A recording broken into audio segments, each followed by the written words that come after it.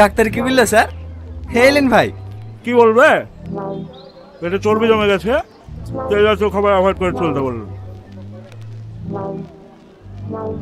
তাহলে আবার খাচ্ছেন যা? কাল সকাল তোর হাতে চপ না খেলে দিনটা ভালো যায় না। আর ডাক্তাররা কি বুঝবে?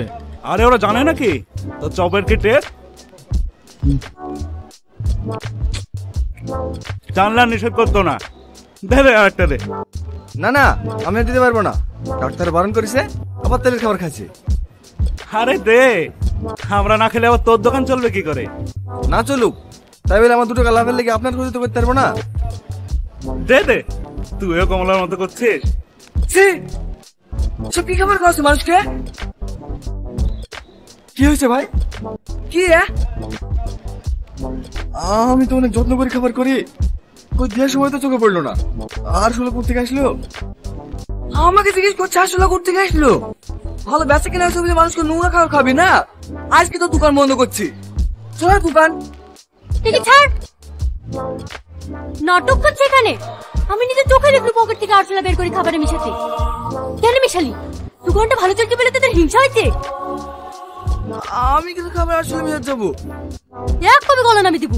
মিথ্যে কথা বলা না, মিশাইস নি। আমি কিছু জানিনি। কি রে, কোথায় পালাচ্ছি? দাঁড়া বলছি, দাঁড়া।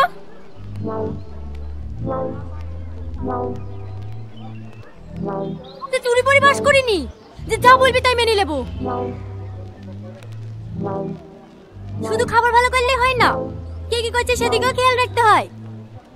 কেউ কিছু বললে অমনি বোকার মতো দাঁড়িয়ে দাঁড়িয়ে শুনবি। সাথী, কি হয়েছে? Thank you. ঠিক আছে।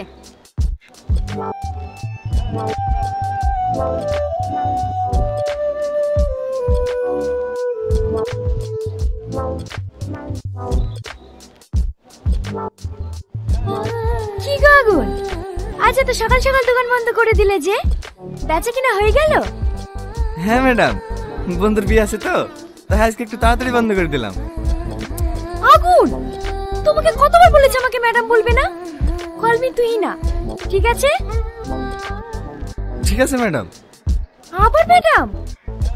ঠিক আছে ঠিক আছে, তুই না। এবার ঠিক আছে, উঠে বসো, আমি তোমাকে বাড়ি ছেড়ে দিচ্ছি।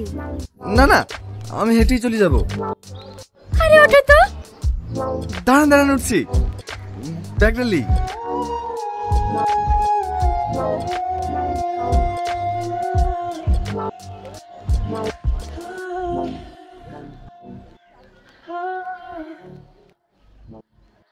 অত দূরে কেন, ভালো করে বসো।